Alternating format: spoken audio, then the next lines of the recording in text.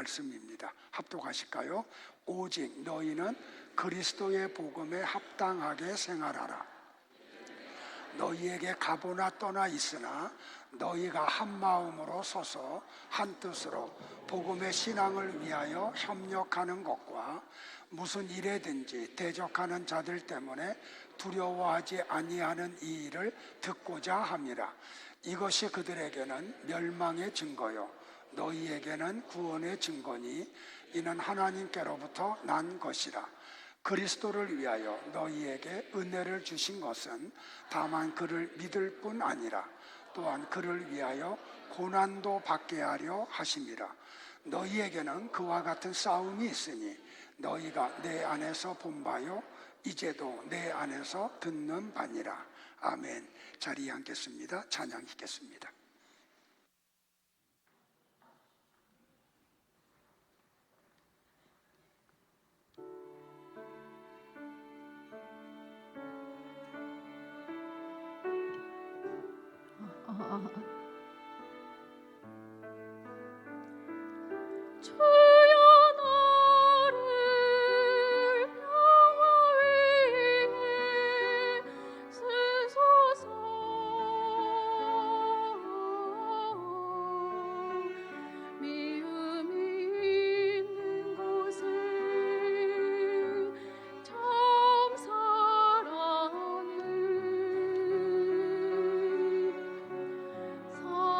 상처가 있는 곳에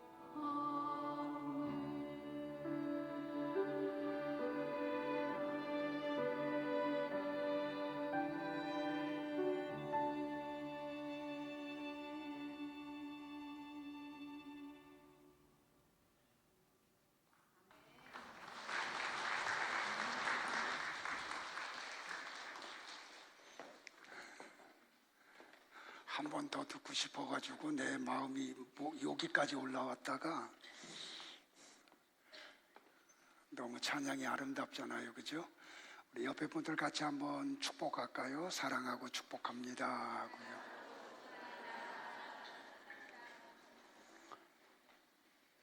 하고요. 독일의 신학자이고 목회자인 할무트 탈리케 목사님이 미국 교회를 이렇게 순회하면서 집회를 했습니다.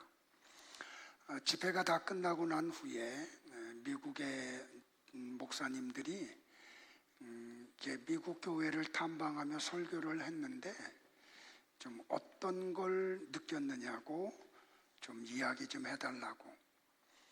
그때 목사님이 이런 이야기를 합니다. 미국의 성도들이 고난에 대해 부적합한 견해를 가지고 있는 것 같다고. 그런데 이 문제는 비단 미국 교회의 문제만이 아니고 전 세계의 그리스도인들의 문제라고 이야기를 했습니다. 그러니까 교회가 고난에 대해서 잘못된 견해를 가지고 있다는 거죠. 여러분은 고난을 어떻게 이해하고 있습니까? 고난에 대한 견해를 어떻게 정의하고 있습니까? 많은 분들이 이렇게 전도하고 또 그런 걸 기대하고 교회를 다니죠.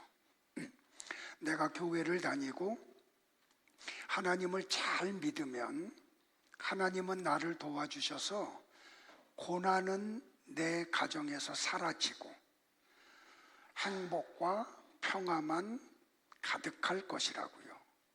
그런 기대를 합니다. 근데 종교 생활을 하는 사람들은 그런 기대를 갖죠. 그래서 무엇을 기대하냐면 교회를 다니는 사람들뿐만 아니라 다른 종교를, 다른 신을 믿는 사람들도 내가 그 신을 믿으면 그 신이 고난을 막아주고 찾아온 고난은 빨리 제거해 준다고 생각을 합니다. 여러분은 고난에 대해서 어떻게 생각을 하고 있습니까? 그리고 고난이 여러분을 찾아올 때 여러분은 어떻게 받아들이고 반응하고 계십니까?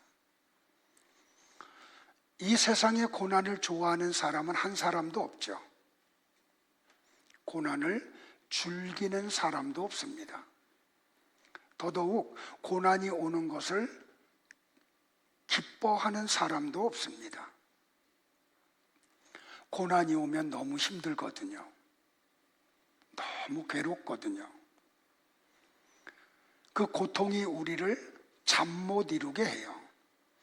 그런데 여러분들, 이 세상에 고통이 올 때 그 고통을 느끼기를 원하는 사람들이 있어요.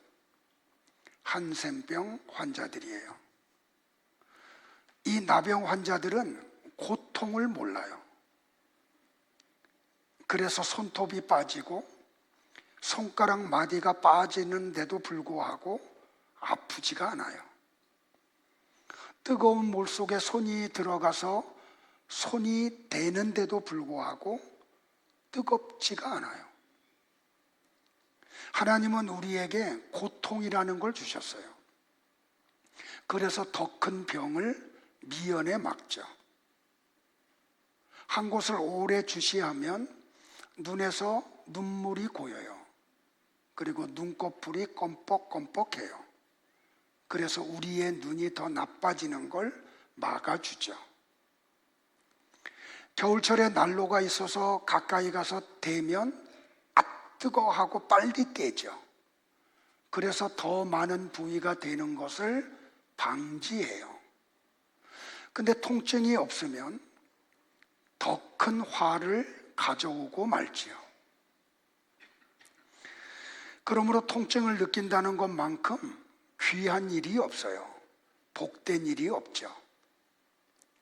자, 이런 의미에서 고난의 문제를 오늘 같이 한번 나눠보자고요. 고난이 오면 아파요. 마음이 아파요. 고난이 오면 육체가 힘들어요.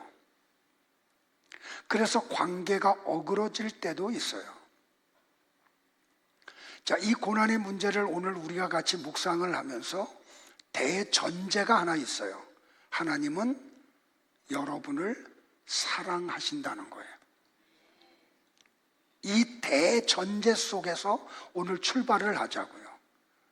하나님이 여러분 한 분 한 분을 사랑하시는데 어느 정도로 사랑하시는지 아세요? 친아들을 죽음의 자리에 내어 미는데 아끼지를 않으실 정도로 여러분 한 분 한 분을 사랑하세요. 그러니까 하나님의 우리를 향한 사랑을 우리는 어떻게 알 수가 없어요. 찬송가 가사 가운데 이런 가사가 있죠. 그 크신 하나님의 사랑 말로 다 형용할 수 없다고요. 제가 이 찬양 가운데 가장 좋아하는 가사가 어디냐면 3절이에요.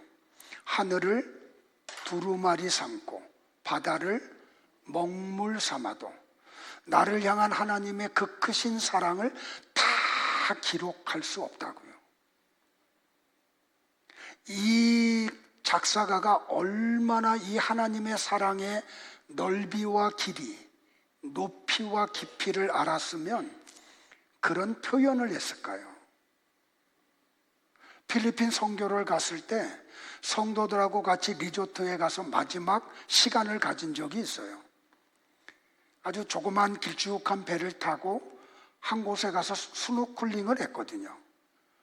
근데 갑자기 그 찬송가 가사가 떠올라오는 거예요. 필리핀 하늘에 있는 하늘을 두루마리 삼고 그 바다에 있는 모든 있는 바닷물을 먹물로 삼아도 나를 향한 하나님의 사랑을 다 기록할 수 없다고. 여러분도 그래요? 저는 그 조그만 배를 타고 가면서 그 찬양이 갑자기 나오는데 눈물이 왈칵 쏟아지더라고요.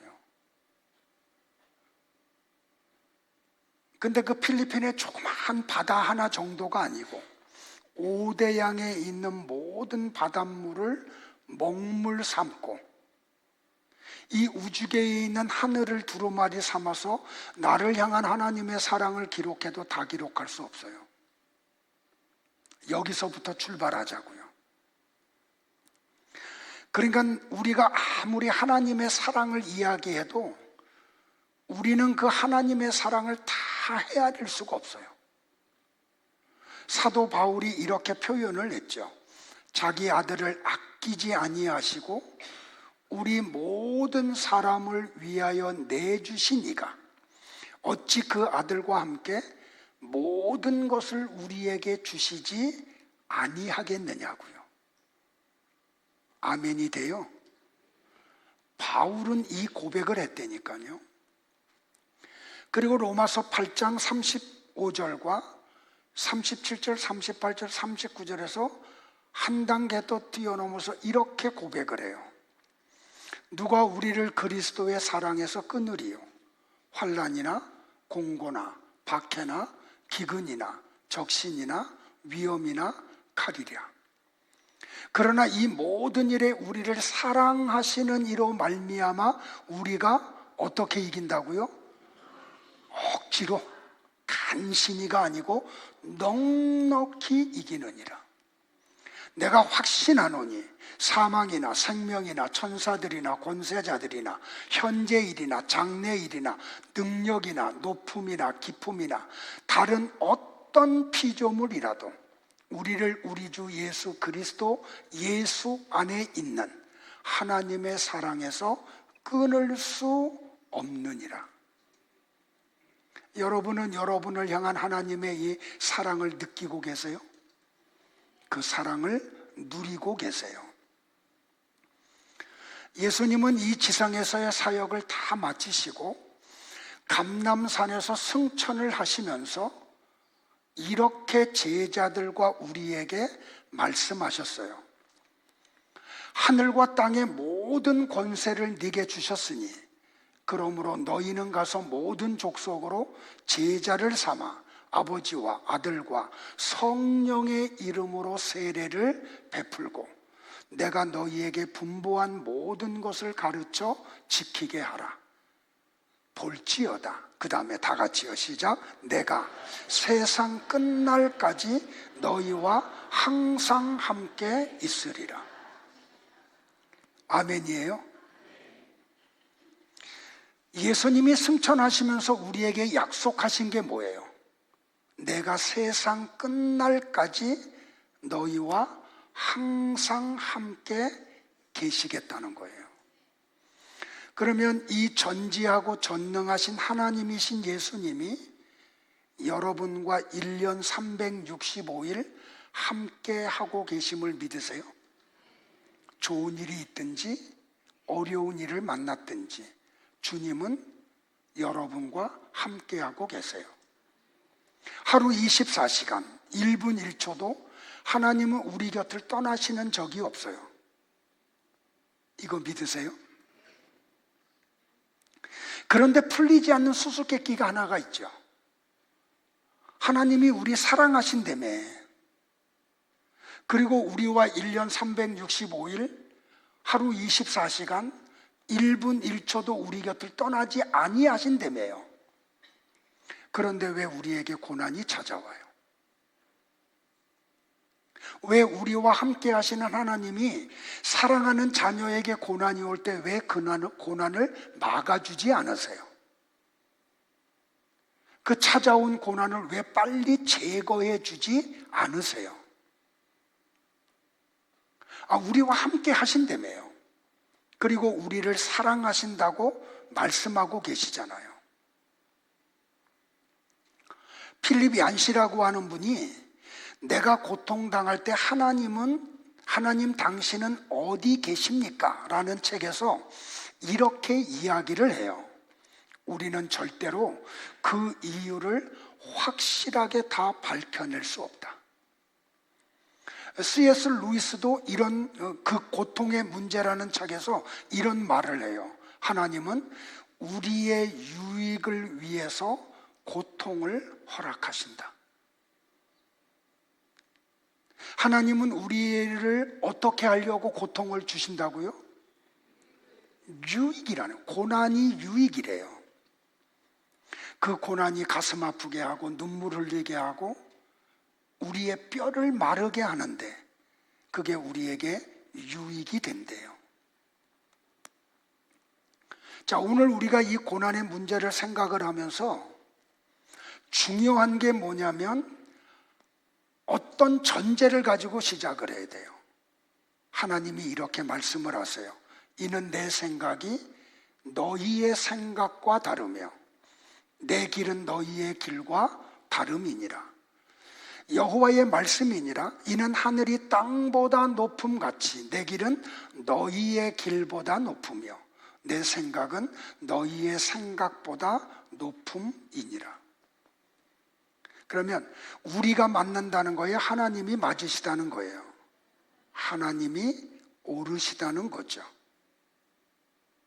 우리는 왜 사랑하는 성도에게 고통을 허락하시는지, 그 찾아온 고난을 왜 빨리 제거해 주지 않으시는지 하나님의 뜻을 다 헤아릴 수가 없어요. 그런데 하나님이 맞으세요. 그리고 오늘 우리에게 찾아온 고난, 우리를 눈물 짓게 하는 그 아픔, 그것은 우리에게 유익이 된다는 거예요. 그래서 오늘 저는 참 어려운 때를 우리가 보내고 있잖아요, 지금요. 각자 어려운 것들을 가지고 있어요. 그러면 성도에게 고난이 왜 찾아오는가? 오늘 좀 성경 전체를 통해서 5가지 관점으로 성도에게 찾아오는 고난의 의미를 같이 묵상하려고 해요. 첫 번째로, 왜 하나님은 사랑하는 성도에게 고난을 주시는가? 믿음 때문이라는 거예요. 예수님이 산상수훈에서 첫 번째 대목에서 팔복을 이야기하죠. 심령이 가난한 사람은 복이 있다라고 시작을 하면서 8번째 복을 이야기하면서 이렇게 말씀을 해요. 의를 위하여 박해를 받은 자는 복이 있나니 천국이 그들의 것임이니라. 나로 말미암아 너희를 욕하고 박해하고 그것으로 거짓으로 너희를 거슬러 모든 악한 말을 할 때에는 너희에게 복이 있나니 기뻐하고 즐거워하라. 하늘에서 너희의 상이 큼이라. 너희 전에 있던 선지자들을 이같이 박해하였느니라. 우리가 지금까지 배우고 알았던 것하고 예수님의 말씀이 상반되죠. 우리는 복의 개념을 어떻게 생각을 했어요? 누군가 나를 오해하면 하나님이 그 오해를 다 풀어주셔서 편안해지는 걸 복이라고 생각했잖아요. 근데 예수님은 뭐라고 말씀을 하세요? 야, 나 때문에 너희들이 나를 믿는 믿음 때문에 너희들이 애매하게 욕을 먹어. 그것 때문에 박해를 당해. 사람들이 있지도 않은 말을 지어서 거짓말을 퍼뜨려. 그게 사실화돼 가지고 사람들을 다 지배해. 그런데 그게 뭔지 아니? 그게 복이야 라고 얘기해요. 우리가 배우고 알고 있는 복의 개념과 예수님이 말씀하시는 복의 개념이 다르죠. 그러면 누구 말이 맞아요? 예수님 말씀이 맞는 거죠. 우리는 거짓 선생들의 거짓말에 속아 오고 있었던 거예요. 뭐가 복이라고요? 예수님 때문에 욕먹어. 예수님 때문에 박해를 받아. 예수님을 잘 믿는다는 것 때문에 모함을 받아요. 그걸 뭐라고 얘기해요? 주님이 그게 복이야 라고 얘기해요. 그래서 그런 일을 당하면 어떻게 하라고요? 기뻐하고 즐거워하래요. 우리가 생각하는 좋은 일이 있으면 기뻐하고 즐거워라고 말씀 안 하시고, 야, 나 때문에 너희들이 욕먹고 있니? 나 때문에 너희들이 거짓말로 인해서 괴로움을 당하고 있니? 박해를 받고 있어. 그게 복이야. 그러니까 너희들이 그런 일을 당하면 기뻐해. 즐거워해. 그러면서 뭐라고 이야기해요?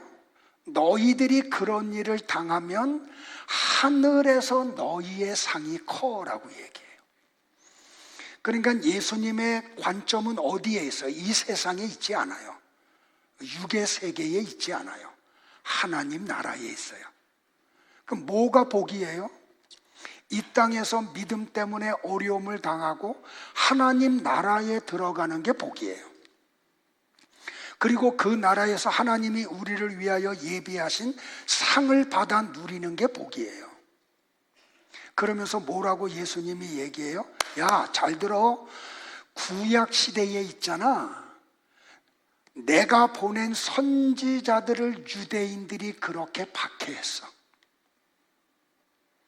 그러니까 이런 일은 구약 시대에도 계속해서 있었던 일이고, 심지어는 예수님이 오셨는데 아브라함의 자손들이 예수님을 못 알아보고 그분을 조롱하고 욕하고 박해하고, 그래서 십자가에 못 박아 죽여버렸잖아요. 그리고 제자들도 같은 일을 겪었어요. 교회사를 보면은 사도 요한을 제외한 모든 제자들이 전부 다 순교했어요.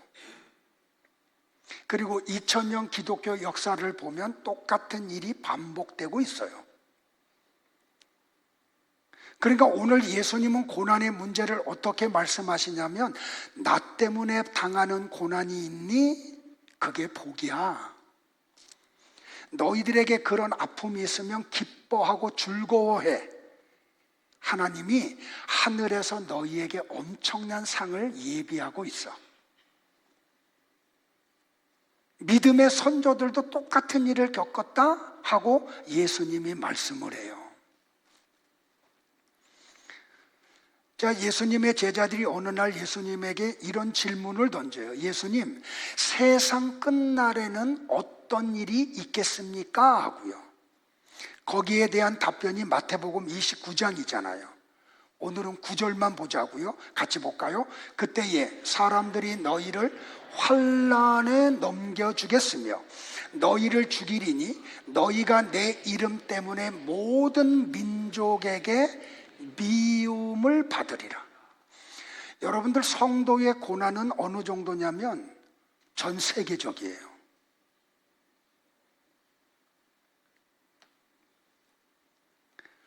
왜 그러면 이런 일이 벌어질까요? 성도들은 하나님의 뜻을 가장 가치 있게 여기고 그 하나님의 뜻을 굽히지 않고 그 삶을 살기로 결정한 사람들이죠. 그러면 그 삶이 뭐예요? 거룩이죠. 근데 세상은 온갖 것으로 오염이 됐어요. 이 죄가 있는 곳에 거룩이 들어가면 죄가 드러나요. 그래서 사람들이 진짜 성도가 들어오면 힘들어하는 거예요. 왜? 자기들의 더러움이 드러나니까. 그래서 어떻게 해요? 박해를 하는 거예요. 근데 여러분들, 이 세상 사람들이 성도들을 박해하는 배후에 뭐가 있냐면 사단이 있어요. 전에도 이야기를 했지만 사단은 우리와 같은 육을 갖고 있지 않아요. 영적인 존재예요. 그래서 사람을 찾아와서 미혹해서 쓰러뜨릴 때 매개체를 사용해요. 창세기 3장에서 사탄이 사용했던 매개체가 뭐예요? 하나님이 창조한 들짐승 가운데 가장 간사한 뱀이었죠. 그 뱀을 통해서 하와를 미혹해서 넘어뜨려요. 그러니까 지금도 마찬가지죠. 사탄은 매개체를 사용해요. 그러니까 우리가 살고 있는 시대에 사단이 사용하는 매개체가 누구냐면 사람이에요. 그 사람이 사탄이라는 말 아니에요. 사탄이 일시적으로 어떤 사람을 매개체로 사용해서 우리에게 달콤한 얘기를 해요. 그래서 우리를 쓰러뜨리죠. 자, 베드로서에서 이 내용을 우리에게 밝혀줬어요. 같이 볼까요? 근신하라, 깨어라. 너희 대적 마귀가 우는 사자같이 두루다니며 삼킬 자를 찾나니 너희는 믿음을 굳건하게 하여 그를 대적하라. 이는 세상에 있는 너희 형제들도 동일한 고난을 당하는 줄 알미라. 그러니까 표면적으로 보면은 사람들이 움직이고 사람들이 말하고 사람들이 행동하는 것 같지만 그 이면을 들여다보면 사단이 그들을 매개체로 사용해서 말하게 하고 행동하게 하고 우리를 모함하고 박해하는 거예요. 그러니까 여러분들이 알아야 될 게 뭐냐면 그 사람 너머에서 나를 미혹하려고 하는 사단의 정체를 아셔야 되는 거죠. 근데 성도는 이 땅에 사는 동안 여러 가지 고난을 당해요.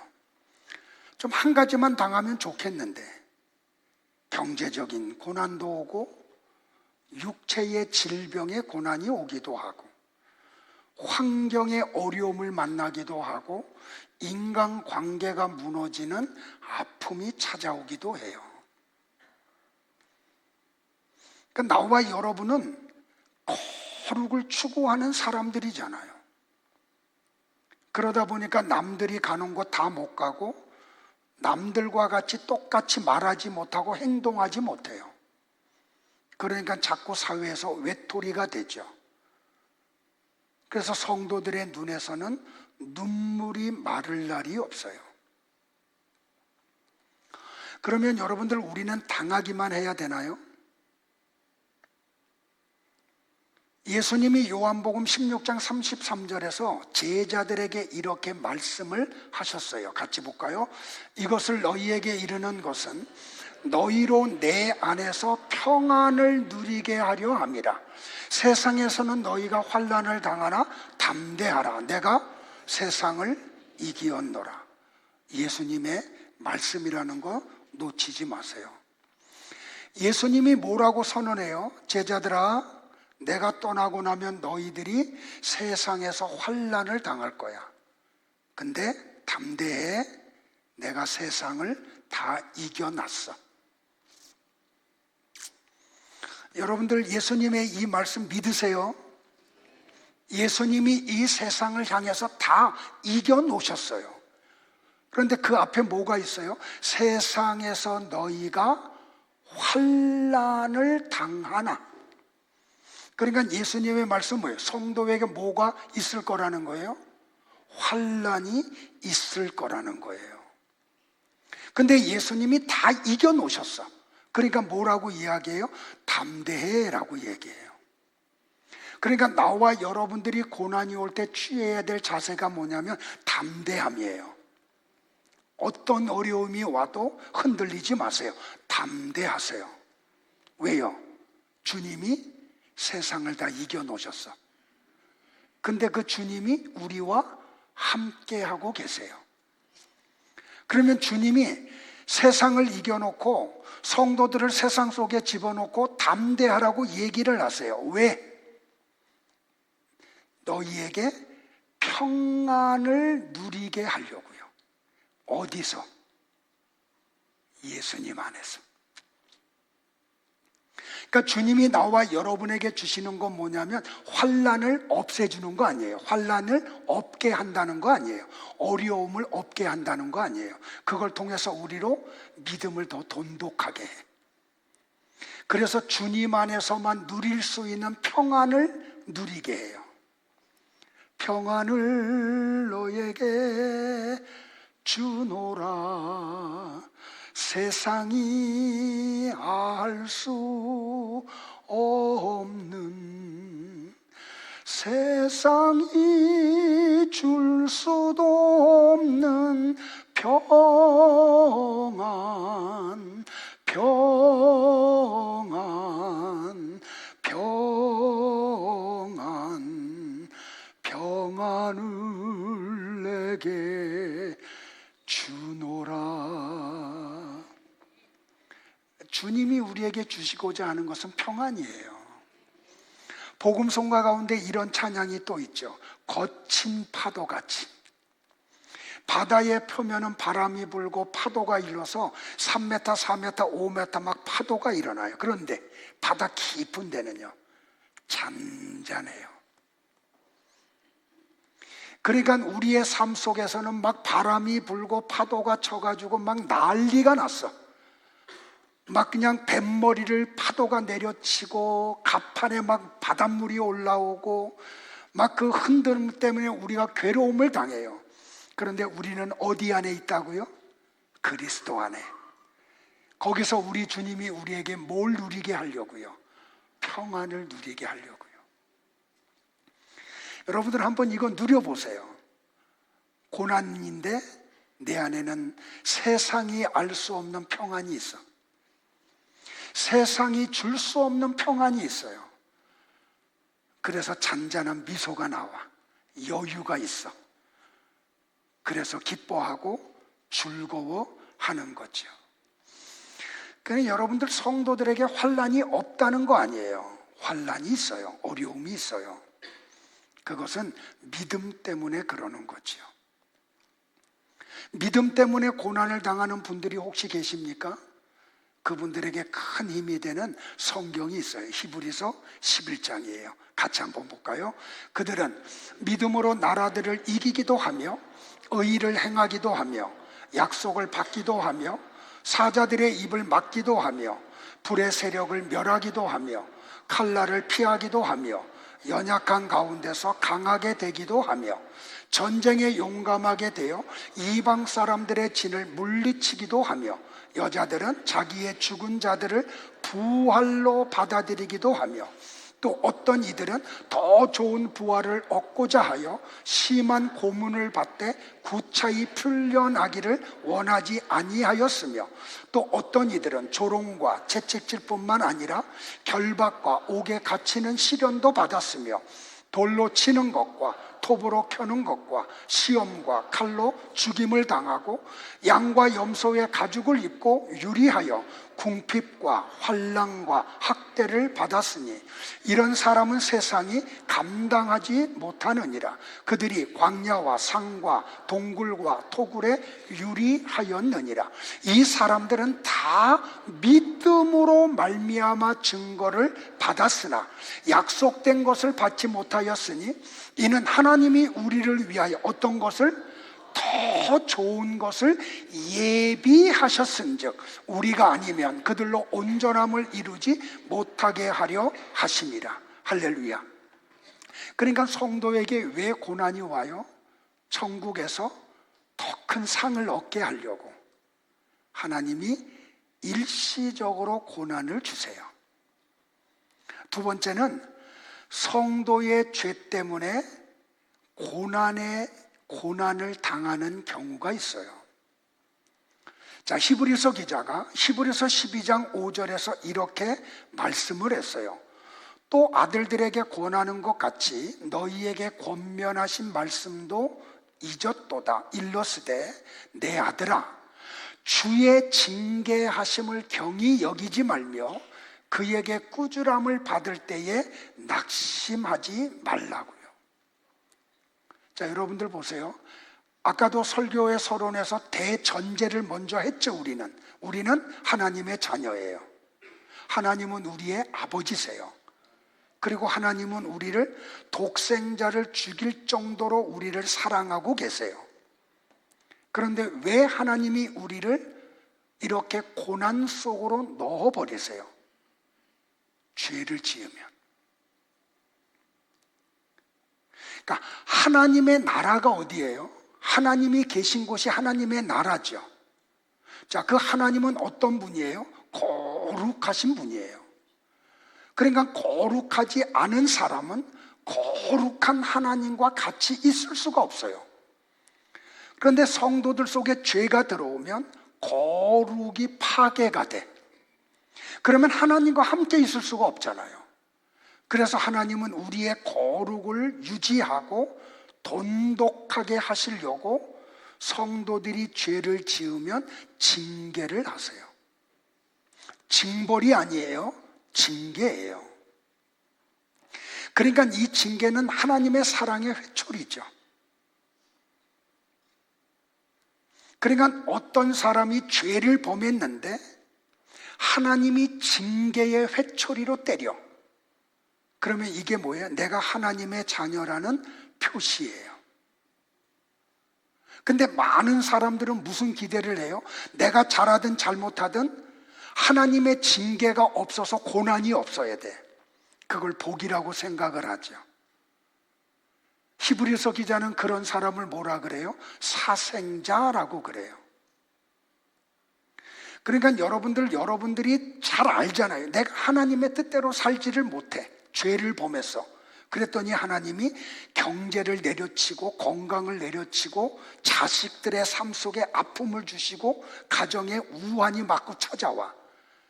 그러면 그걸 뭐라 그래요? 화라 그러잖아요. 아니에요. 그게 사랑이에요. 그걸 통해서 내 안에 있는 죄를 제거하시고 죄 속으로 들어가려고 하는 우리를 막아주세요. 그래서 우리를 거룩하게 해요. 그러니까 이게 사랑인 거죠. 예전에 이런 이야기가 있잖아요. 80이 넘은 아버지가 60이 넘은 아들이 잘못하니까 야, 이놈 자식 일로 와. 종아리 걷어. 하고 종아리를 때려요. 이 아버지는 어려서부터 아들을 그렇게 양육을 했어요. 그러니까 아들은 아버지가 때리는 회초리로 종아리를 맞는 통증 때문에 아, 내가 이런 부분을 잘못했구나 라고 하는 걸 깨달아요. 그래서 그걸 바꿔요. 근데 60이 넘은 아들을 아버지가 때리는데 그 80이 넘은 아버지가 회초리를 때리고 난 다음에 아들이 엉엉 울어 아버지를 붙들고. 왜? 아버지의 기운이 진하여져서 종아리를 때리는 아버지의 회초리에 아픔이 없어. 그래서 아들이 울었다 그러잖아요. 그러니까 하나님이 우리를 징계의 회초리로 때리는 것은 미워서가 아니에요. 사랑하셔서 하는 거예요. 우리의 거룩이 손상되지 않게 하려고, 우리를 거룩의 세계로 데리고 가시려고. 그래야 하나님과 함께 하잖아요. 그리고 하나님과 함께 영생을 누리게 되잖아요. 자, 히브리서 기자가 히브리서 12장에서 이 내용을 우리에게 정확하게 설명을 해줬어요. 같이 한번 또 볼까요? 너희가 참음은 징계를 받기 위함이라. 하나님이 아들과 같이 너희를 대우하시나니 어찌 아버지가 징계하지 않는 아들이 있으리요. 징계는 다 받는 것이거늘 너희에게 없으면 사생자여 친아들이 아니니라. 또 우리 육신의 아버지가 우리를 징계하여도 공경하였거든 하물며 모든 영의 아버지께 더욱 복종하며 살려 하지 않겠느냐. 그들은 잠시 자기의 뜻대로 우리를 징계하였거니와 오직 하나님은 우리의 유익을 위하여 어디에? 하나님의 거룩하심에 참여하게 하시느니라. 무릇 징계가 당시에는 즐거워 보이지 않고 슬퍼 보이나 후에 그로 말미암아 연단받은 자들은 의와 평강의 열매를 맺느니라. 여러분들, 이 본문을 가지고 설교했던 아더 핑크 목사님이 계세요. 그 LA에 가면 갈보리 처치가 있거든요. 제가 그 교회 가서 몇 번 예배를 드렸는데 이 아더 핑크 목사님이 이 본문을 주석해서 설교하면서 이렇게 설교를 하셨어요. 하나님의 징계는 말로 할 수 없는 자비하심입니다. 정말 최고의 새 언약적 복락입니다. 그가 만약 하나님의 아들이라면 죄 때문에 징계를 받을 것입니다. 그래서 그는 회개하게 되고 경건한 슬픔을 가지게 되며 상한 마음으로 자기가 실족되었음을 고백하게 되며 용서와 평강의 축복을 누리게 될 것입니다. 하나님의 징계는 심각한 오류를 교정해 줍니다. 세 번째는 유비무환이에요. 우리를 죄의 속으로 빠지지 않도록 우리에게 고난을 주세요. 여러분들, 사도 바울이 어떤 사람이에요? 그가 자기를 소개하면서 빌립보 교회에다 이렇게 소개해요. 나는 베냐민 지파 사람입니다 그러죠. 여러분들, 이게 무슨 뜻인지 아세요? 나는 왕의 혈통 속에서 태어난 사람이라는 고백이에요. 이스라엘의 첫 번째 왕이 누구죠? 사울 왕. 그가 베냐민 지파 출신이에요. 그러면서 또 이렇게 해요. 나는 난지 8일 만에 뭘 받았다고요? 할례를 받았다고요. 이 말은 무슨 말이에요? 나는 정통 유대인이라는 표현이에요. 나는 가말리엘 문화에서 학업을 한 사람이라고 얘기하죠. 나는 토라에 대한 전문 지식을 가진 사람이라는 뜻이에요. 그런데 그가 하나님을 향한 열심이 특심했죠. 앞에 좀 에어컨 좀 틀어줄래요? 조금 좀 더운데 빨리. 그래가지고 그 열심이 특심해서 굉장히 열심히 살았어요. 근데 하나님을 온전히 모르고 바울이 열심히 살수록 그는 뭘 했어요? 예수님을 박해를 했죠.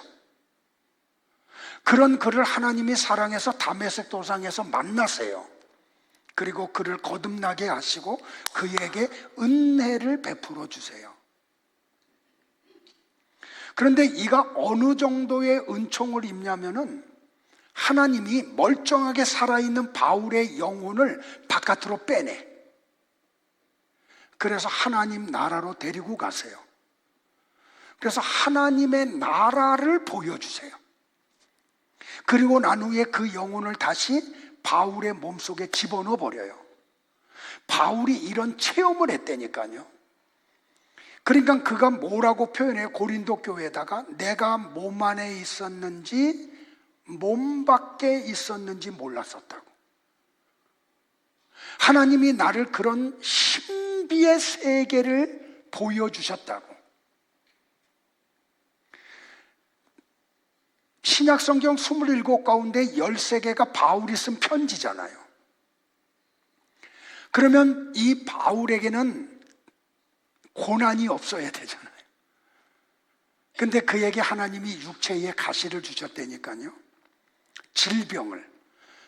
그 학자들마다 조금 견해가 다른데 어떤 분들은 아주 심각한 안지를 그가 앓고 있었다고 얘기해요. 그 맞는 말이에요. 저는 근데 그 안질뿐만 아니라 바울은 간질병 환자였어요. 갈라디아서에 이런 표현이 나와요. 바울이 갈라디아 교회에 방문을 하고 성도들을 모아놓고 설교를 하다가 설교 도중에 발작을 해요. 설교를 한참 하다 강대상에서 꼬꾸라졌다니까요. 그 성도들이 그걸 다 막 떨어. 얼굴에, 입에서는 막 거품이 나오고. 그리고 난 후에 이 발작이 끝나고 나니까 바울이 그냥 얼른 입을 닫고 설교를 마무리했어요.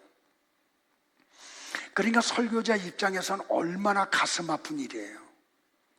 그런데 갈라디아 교회 성도들이 바울의 그런 걸 다 보고 알매도 불구하고 천사와 같이 바울을 섬겨요. 그의 사역에 동력을 하고요. 그러니까 바울 입장에서는 이 질병에서 고침받고 싶은 마음이 얼마나 컸을까요? 그래서 이런 기도를 드려요. 고린도후서 12장 7절로부터 9절이에요. 같이 우리 기도할까요? 시작.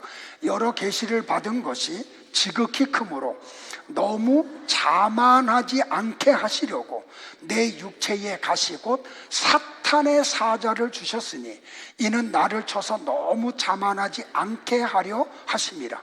이것이 내게서 떠나가게 하기 위하여 내가 3번 주께 간구하였더니 나에게 이르시기를 내 은혜가 네게 족하다. 한 번 더요. 시작. 내 은혜가 네게 족하도다. 이는 내 능력이 약한 데서 온전하여 짐이라 하신지라.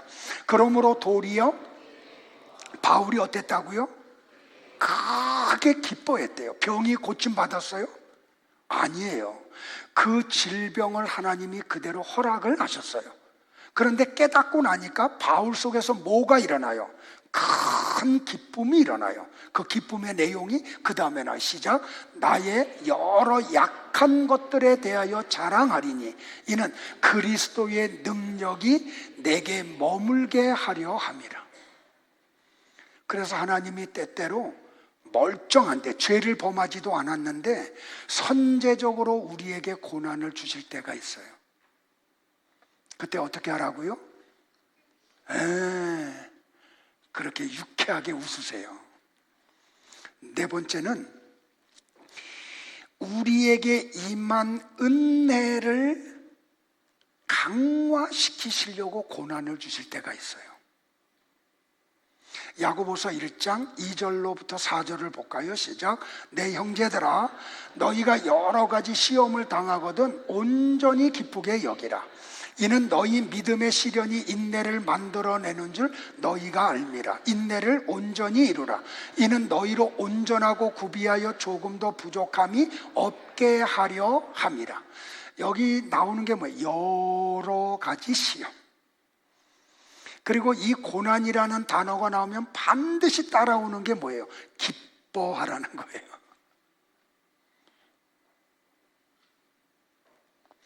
그러니까 하나님은 우리를 시험하시죠. 이게 테스트예요. 사단이 하는 시험은 템테이션이고요. 그러니까 유혹이에요. 사단이 하는 시험은 우리를 넘어뜨리려고 하는 거고, 하나님이 하는 시험, 테스트는 우리의 믿음이 어느 정도 수준인지를 알고 싶으신 거죠. 자, 학교에서 아이들에게 시험을 왜 봐요? 그 아이의 실력이 어느 정도인지를 알려고 보는 거죠. 평가하려고 보는 거 아니에요. 그 아이의 실력이 어느 정도인지를 알아서 그 아이를 학습하는 그 수준을 맞추려고, 그래서 시험을 보는 거예요. 그러니까 하나님은 우리를 그렇게 하시는 거죠. 그러니까 하나님의 우리를 향한 시험은 우리를 못 살게 굴려고 하시는 거 아니에요. 야, 네 믿음이 어느 정도니? 하고 알아보시는 거죠. 그래서 베드로는 베드로전서 1장 5절, 6절, 7절에서 이렇게 말해요. 너희는 말세에 나타내기로 예비하신 구원을 얻기 위하여 믿음으로 말미암아 하나님의 능력으로 보호하심을 받았느니라. 그러므로 너희가 이제 여러 가지 시험으로 말미암아 얼마 동안, 요거 놓치지 마세요. 형용사. 잠깐 근심하게 되지 않을 수 없으나 오히려 어떻게 기뻐한다고요? 크게 기뻐한대요. 왜? 너희 믿음의 확실함은 불로 연단하여도 없어질 금보다 더 귀하여 예수 그리스도께서 나타나실 때에 칭찬과 영광과 존귀를 얻게 할 것이니라. 그러니까 고난의 목적, 하나님이 우리에게 고난을 주는 목적은 뭐예요? 마지막 날 하나님의 심판대 앞에 섰을 때 우리에게 세 가지 얻게 하려고. 뭐요?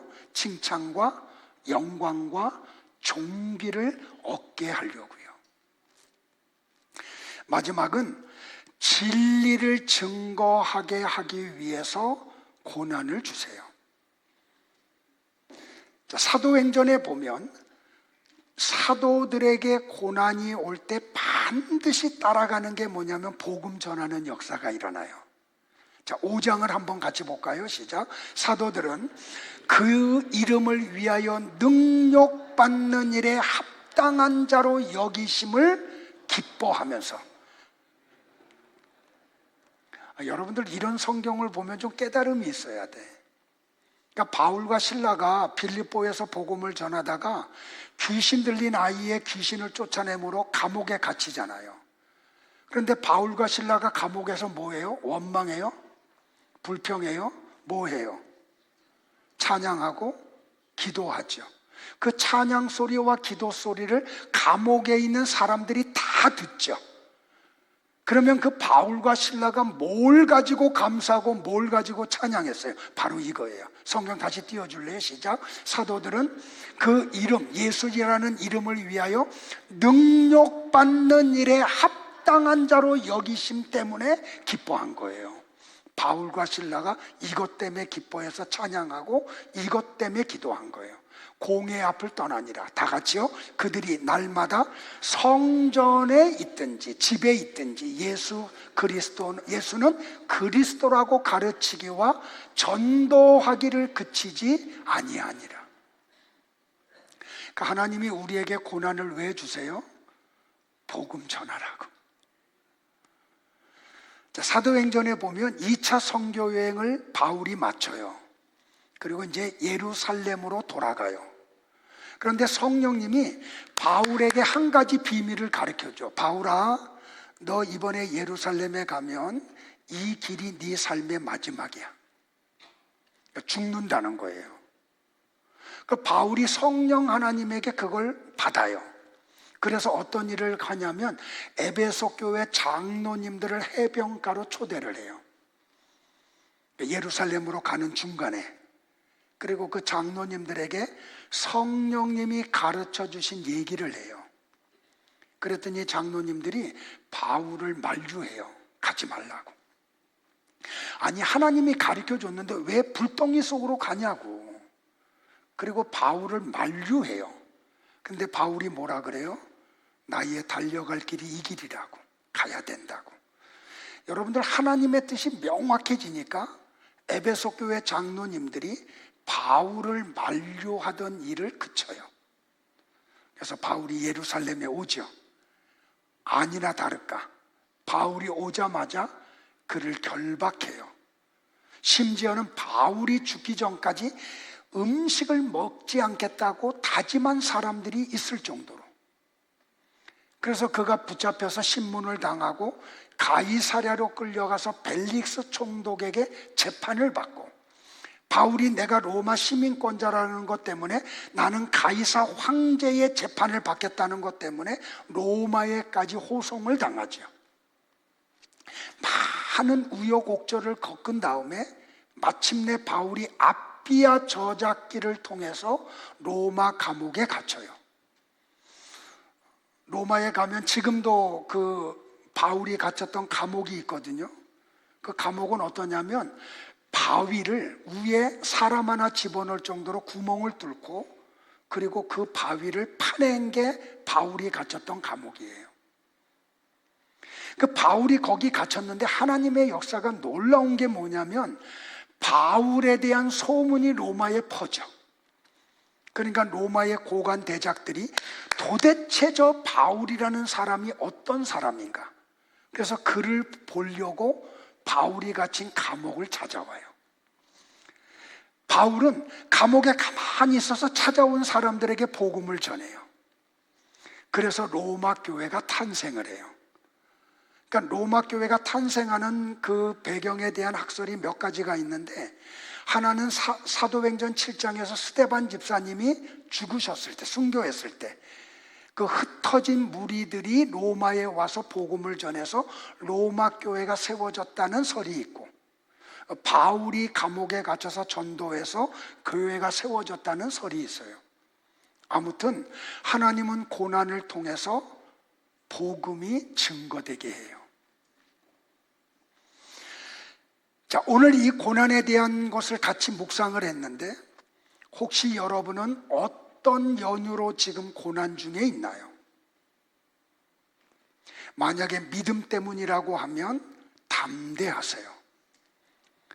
만약에 여러분이 죄 때문에 고난이 찾아왔다고 하면 빨리 회개하고 돌이키세요. 복음 전하는 도구로 하나님이 주셨다고 하면 복음 전하는 일에 최선을 다하세요. 자, 말씀을 정리할게요. 참 인생이 짧죠. 이 나라에서 나한테 어르신이래요. 나이 많이 먹었다고. 그래서 제가 저기 코롱 스포츠에 있는 수영장을 끊어서 지금 수영을 다니고 있거든요. 근데 예전에는 1km씩 했는데 지금은 그렇게 못해서 이제 어르신이니까 걸어요. 근데 회원권을 끊는데 어르신 하면서 나라에서 반값으로 할인해 준대. 그래서 반값만 받아요. 마음은 아직도 청춘인데 참 인생이 짧아요. 근데 여러분들, 우리의 세월이 이렇게 빨리 흘러가고 나면 우리가 상상할 수 없는 세계가 우리 앞에 펼쳐질 거예요. 그것은 천국과 지옥이에요. 하나님은 성도인 나와 여러분들이 하나님의 나라에 들어가기를 원하세요. 거기서 영생하기를 원하세요. 그런데 우리가 그 세계에 들어가려고 하면 거룩해야 돼요. 거룩을 유지해야 돼요. 근데 우리에게서 거룩이 막 자꾸 상쇄가 되면 하나님은 우리를 사랑하셔서 고난을 허락하세요. 이 비밀을 알았던 베드로는 베드로전서 4장 12절로 14절에서 이렇게 고백을 해요. 사랑하는 자들아, 너희를 연단하려고 오는 불시험을 이상한 일 당하는 것 같이 이상히 여기지 말고 오히려 너희가 그리스도의 고난에 참여하는 것으로 즐거워하라. 이는 그의 영광을 나타내실 때에 너희로 뭐하게? 즐거워하고 기뻐하게 하려 함이라. 너희가 그리스도의 이름으로 치욕을 당하면 복 있는 자로다.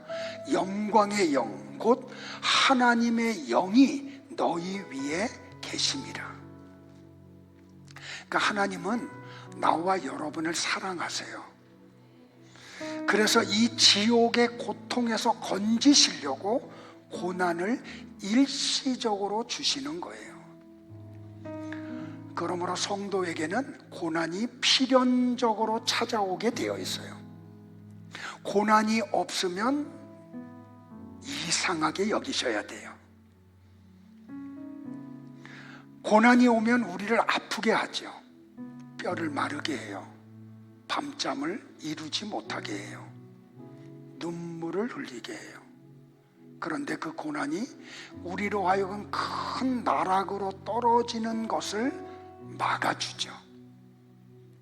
고난이 주는 유익이 있어요. 우리를 겸손하게 해요. 하나님의 은혜를 사모하게 해요. 무릎을 꿇고 기도의 자리로 나오게 만들어요. 그래서 혹시 고난 중에 계신 분이 있으면 고난을 주시는 하나님을 향해서 이렇게 고백하기를 바라요.